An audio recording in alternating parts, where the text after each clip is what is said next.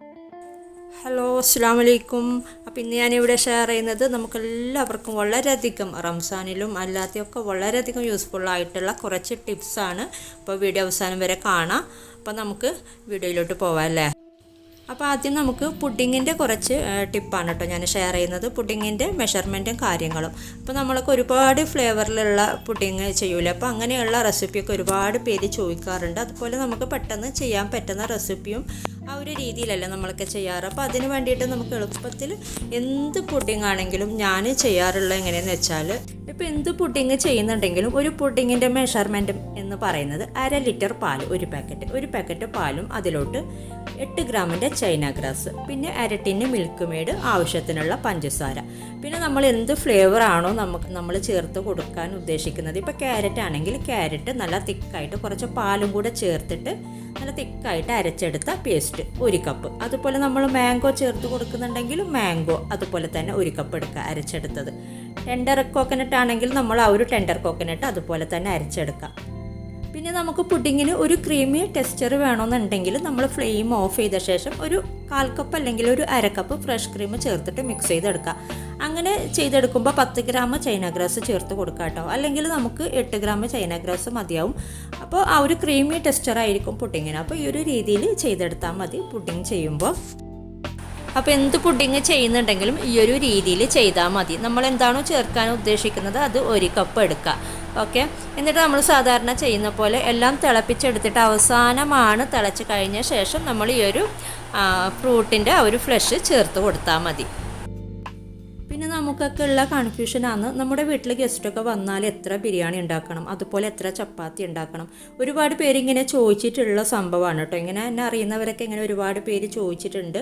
15 പേര് വീട്ടിൽ വിരുന്നൊക്കെ വന്നാൽ നമ്മൾ എത്ര ബിരിയാണി ഉണ്ടാക്കണം, എത്ര ചപ്പാത്തി ഉണ്ടാക്കണം, ഇങ്ങനെയുള്ള ഡൗട്ടൊക്കെ ഒരുപാട് പേര് ചോദിച്ചിട്ടുണ്ട്. അപ്പോൾ അതിനുള്ള ആ ഒരു കൺഫ്യൂഷൻ നമുക്ക് തീരാൻ വേണ്ടി നമ്മൾ ഒരുപാട് ഉണ്ടാക്കിയിട്ട് ചിലപ്പോൾ വേസ്റ്റ് ചെയ്യും, അല്ലെങ്കിൽ തികയില്ല ഉണ്ടാക്കിയാൽ.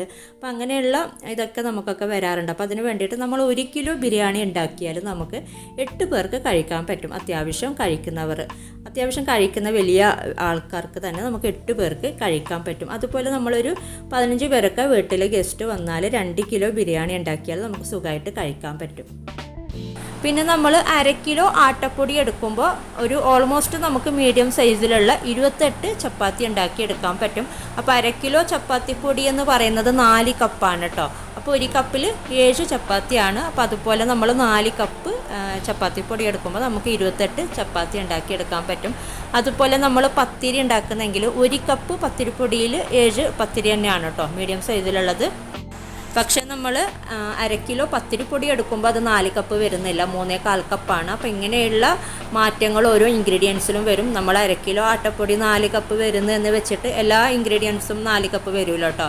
അപ്പോൾ അത് ശ്രദ്ധിക്കുക. പക്ഷേ 1 കപ്പ് നമ്മൾ കപ്പിലെടുക്കുമ്പോൾ 1 കപ്പിൽ നമുക്ക് ഓൾമോസ്റ്റ് 7 പത്തിരി ഉണ്ടാക്കി എടുക്കാൻ പറ്റും. അതുപോലെ 4 കപ്പിൽ 28 പത്തിരി ഉണ്ടാക്കി എടുക്കാം.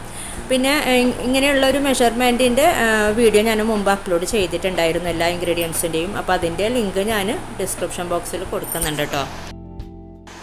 പിന്നെ അതുപോലെ ഞാൻ നേരത്തെ പറഞ്ഞ ഒരു പുഡിങ്ങൊക്കെ ഞാൻ അപ്ലോഡ് ആക്കിയിട്ടുണ്ട്. അപ്പോൾ ഓരോ റെസിപ്പി ചെയ്യുമ്പോഴും ഞാൻ ഇങ്ങനെയുള്ള ടിപ്പൊക്കെ ഷെയർ ചെയ്യാറുണ്ട്. അപ്പോൾ അതൊക്കെ കാണാത്തവരൊക്കെ പോയി കാണാം.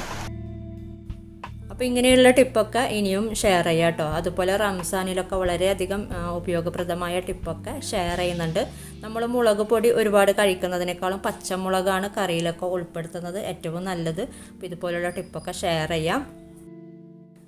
അപ്പോൾ വീഡിയോ ഇഷ്ടപ്പെട്ടാൽ ലൈക്ക് ചെയ്യുക, കമൻറ്റ് ചെയ്യുക. നിങ്ങൾ സബ്സ്ക്രൈബ് ചെയ്യാത്തവരാണ് വീഡിയോ കാണുന്നതെങ്കിൽ ഒന്ന് സബ്സ്ക്രൈബ് ചെയ്യുക. അപ്പോൾ നല്ലൊരു റെസിപ്പിയുമായിട്ട് മറ്റൊരു വീഡിയോയിൽ കാണാം. Thank you.